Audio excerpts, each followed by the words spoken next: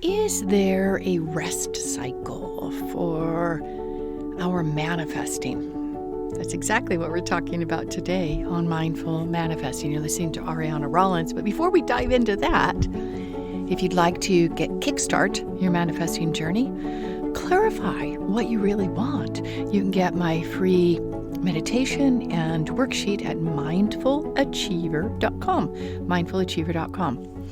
So I've been, geeking out on human design since 2012. And a good friend of mine gave me a reading on my birthday, June 2012. And I remember when she gave me the reading, I was really looking at her askance. If you could see my face, you could see it. And I was like, yeah, right, And like many people who first get exposed to human design, it seems like there's dogma. That's the thing that kind of hit me. Like, I'm not like that. And you're telling me I'm like that? No. And I rejected it. I will say I rejected it. And it wasn't until, I don't remember how many years later, did I revisit it. And that I found myself absorbing it in a different way. Now, we're not going to be talking about human design on this episode, but I did want to bring something that has come to my awareness to be quite true and quite helpful. So if you think about you get up in the morning, you wake up, hopefully you've had a good night's sleep, and you get showered, have your breakfast, you go on about your day, and then at the end of the day, you relax, recharge, and you lay down again in your bed, and you get another night's sleep. So if you think about that, there are natural cycles to going, doing, achieving, and then rest. But most of, especially in the United States, I think we seem to be addicted to the overdrive, and we've got our foot on the gas pedal all the time, which is probably why I imagine, if I did some research on the countries that have the largest percentage of burnout or stress-induced diseases, I would hazard to guess the United States would be top of the charts, because we have this super achiever mentality. And a lot of us get trained that way as children. We are trying to perform to a family member's expectations, or worse yet, we're trying to get attention. So we can be stuck in overdrive. And that overdrive is okay. You know, if you're in your car, yes, you can put pedal to the metal if you've got to change lanes or you're trying to merge into traffic. That's normal. We are designed to handle that stress response like our vehicle, that overdrive, for a short period of time.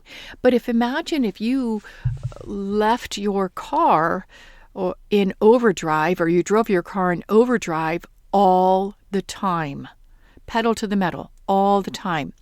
It probably would wear things out faster and sooner rather than later. Well, if we think about our body, our energetic resources, our body is one thing that gets reset when we go to sleep, but also our energy gets reset. I remember way back when, during my early spiritual studies, I learned, or it was shared with me, let's say this, that we only have one day. We have one day. We have 24 hours to significantly move the needle. And similar to Groundhog Day, where when you went to sleep, everything was wiped and it was reset. We have that in a way as well. When we go to sleep, if we have grown and we've evolved and we've expanded our consciousness, that level can be anchored. And then we start the next day a little bit higher up. In contrast to Groundhog Day, well, he did that actually as well, didn't he? Because over time, in the beginning, he was being a butt. He wasn't treating people well. He was like, oh, nothing counts here. I can just take advantage of the situation because I know what's going to happen and I'm going to get whatever I want, eat as many donuts as I want because I'm not going to put weight on. Everything's reset. And he was obnoxious. He took advantage of it.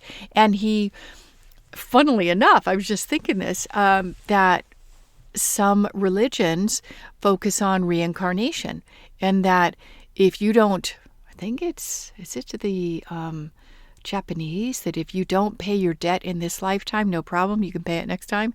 So they have a longer term perspective, and reincarnation is very real to them, that they're continuing their growth and evolution. That's not my personal view. My personal view is you've got a lifetime. Whatever you get to at this point, yes, hopefully you've evolved your consciousness, but it's not a step-by-step continuation, like you're going to remember who you are and you're going to remember your family and all that. So similar to going to sleep and waking up, you get 24 hours to use as you see fit. 24 hours to grow yourself, to accomplish, to achieve, maybe to be in service, and that when you lay your head on the pillow, that's it. That's as far as you got in this 24 hours, and then it's a reset and restart for the next day. Now, if you remember, that's one of my favorite all-time movies, Groundhog Day, as many people are on a personal growth and spiritual growth path. We like it. Is that over time, it became boring to be so self-centered. And he found it was wonderful to help someone avoid, tripping into a mud puddle. And he would know it was coming and he would anticipate it, and he would help the person avoid any anguish or, anything that could be detrimental to their well-being. So he went through his day and he knew it was going to happen. He was going to rescue that person, get the cat out of the tree, and he was like doing this amazing juggling, where he was in service. And it was beautiful to watch the change in who he was. And if you do recall, his whole focus, actually from the beginning of when he went into Groundhog Day world, and then even to the very last day, was he wanted to get the girl. She had no interest in his machinations, no interest in his tricks. And that actually, every time he used that, it turned her off and it pushed her further and further away. And it wasn't until he changed himself, wasn't until he became a quote-unquote better person, someone who was helpful to others, someone who was in service, and not what is life going to give me, but it was actually what can I give to life? What can I contribute? And that was a really beautiful transformation. And it wasn't until that point did he get the girl. And then because he had evolved his consciousness so much, he'd grown so much as a human being, the clock started ticking. And so when he woke up, the girl was there. And so he could continue his life with her. So I talked about the beginning of this podcast, kind of all over the place, but I think it's an interesting journey, is rest cycles. Do we need to rest? Do we need to put a pause on our manifesting, on our get things done, on our accomplishing, our pushing? Well, it's interesting. I was working with a client this morning, and he's one of my longest standing clients for, I don't know, probably 5 years, 7 years, something like that. And he was noticing, I could feel his energy was flat. It was very low, and that we explored it. And one of the things that came out is that he has been, like most of us, hooked on the outcome. So when he would set an objective, a goal, that part of his consciousness was obsessed with making it happen. And so he was not able to rest. His systems were all on go, like lit up. We got to make it happen. And his objective wraps up the end of this month, September 30th. And so he's ever so aware of the target, how much he had wanted to accomplish, and he knows where he wants to be, and that he's not there yet. I think he's maybe a third of the way there. And so his systems are on overdrive. They're on overdrive. They're focused on the outcome. He's not seeing the progression that he's going to make it. He is not trusting the process. And for anybody who's been listening to the podcast at all, you know what I say when we're not trusting the process.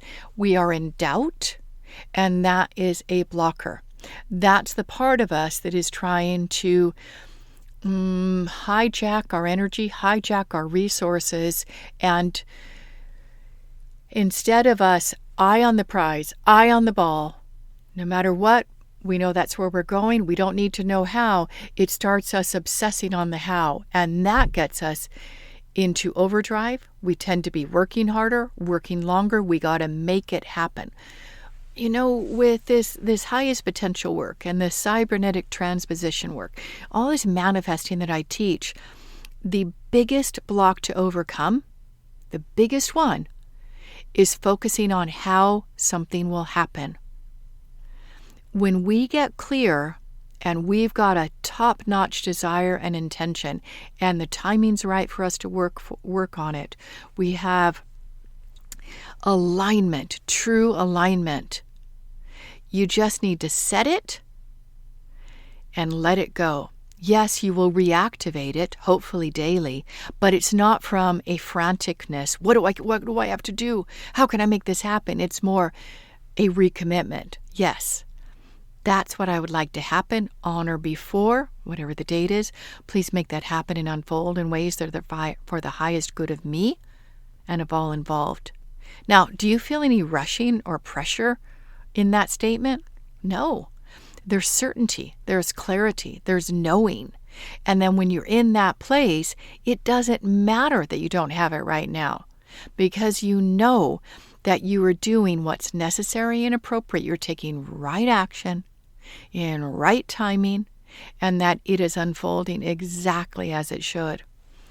How do you know if you are doubting or trusting that desire, that intention that you want? Well, your energy is going to be a little flat. You could feel a little deflated. You could be in worry mode, and you're concerned that you're going to fail, it's not going to work. And all that energy is defeating you. All that energy is working against that which you want to create and that which you want to manifest. So, rest cycles versus manifesting cycles. Is there one? I don't know. I think there might be. How would you know whether you're in a rest cycle or a manifesting cycle? Well, do you feel energized for what it is that you want to accomplish? Do you think about it? Like, not from a frantic place, but from an excited place. Are you eager to see it happen, bring it into the world? Are you excited for it? Can you feel it? Like it's already happened, it's done. I can't wait to either move into that new house, have that new partnership, be working with new clients, having that revenue base, growing your email list, growing your investments from all the extra money that's coming in. Can you feel it in the core of your being? Well, that's alignment. And to me, that would say that your ducks are in a row, the timing's right, all systems go. That you're not doing white-knuckle objective setting, white-knuckle goal setting, which is, you're driving a car and you're white-knuckling it. You're super stressed. And I remember it was quite a few years ago. I was taking a road trip from Austin to Colorado Springs, and I was driving. I would drive with my car and my dog, and obviously I'm going to drive with my car. Silly me. I'd have my dog in the car, and we would normally do it over a 2-day journey, and we'd stay in Lubbock, for example, about halfway through. Well, for some reason, it was Amarillo that I was staying in. For some reason, I was pulling into the hotel, and something said, "Look at the weather, Ariana." So I looked at the weather, and there was a huge snowstorm expected in Amarillo. We don't normally get snow here. And I thought, whoa, the roads are going to be terrible if I sleep over here, and I may be driving. And then New Mexico is notorious for some raton pass, some dangerous driving. So I made a decision. I'm in the parking lot. I said, nope, It's too dangerous if I sleep over. Well, by now, it was already like 6 or 7 o'clock. I'd been driving all day. I was tired. But I put the pedal to the metal and I drove through the night, and I got there at like 1 a.m. because I had to. I had to do what was necessary and appropriate. So when we have that outcome, we know where we need to be. We know, yes, we can pour some energy, extra energy, but we're not meant to sustain that. We're not meant to continue at that pace. There is a point where trusting the process is the most conscious and evolved state to be in when you're manifesting. And if you're not excited about what it is that's on your wish list, for example, if you don't know what I'm talking about, go to mindfulachiever.com and you'll get a free wish list. If you're not excited about what you're working on, it's either not the right thing to work on right now, it's not aligned, it's not right timing for you, or you're in a rest cycle. And it's okay to rest. I give you permission, and I invite you to give yourself permission. It's okay to rest. Because when you rest, just like when you go to sleep at night, you wake up and you're excited. You're excited to work on your objective, your intention. And don't you think that the energies that support us, the energies, whether you want to call it the universe, God, source, or even your personal unconscious, don't you think it's going to pay attention when you're excited and it's going to support you and eagerly help you move forward versus, I have this to do? So if you're a creative person at all, if you have your own business and you've got a website and you want to create a new version, you want to upgrade it, do you think you're going to create a stellar website from, I have this to do? Maybe, maybe not. Versus, I'm excited. I can't wait to see what this new website's going to bring forward and the people, the lives it's going to touch, the difference I can make in the world, the contribution.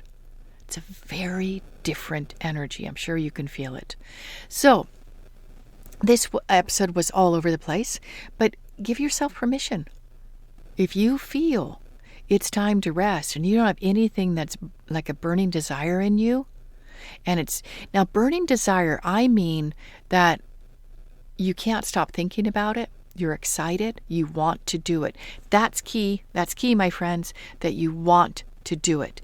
Now, yes, sometimes blockers, our patterns, our habits may intrude and they may make it where we don't want to do it. And then you have to explore if there's a blocker. And if there is, my suggestion is to resolve it, clear it so the path forward is clear for you. And you can enjoy the journey to the successful accomplishment of your objective, your intention. Because isn't that important? Enjoying the journey? I know it is for me. I can get things done like the best of us. But if I have been pushing and forcing, what happens for me is I end the day and I'm exhausted. And I look back and, yeah, maybe I got it done, but it doesn't feel good, the accomplishment.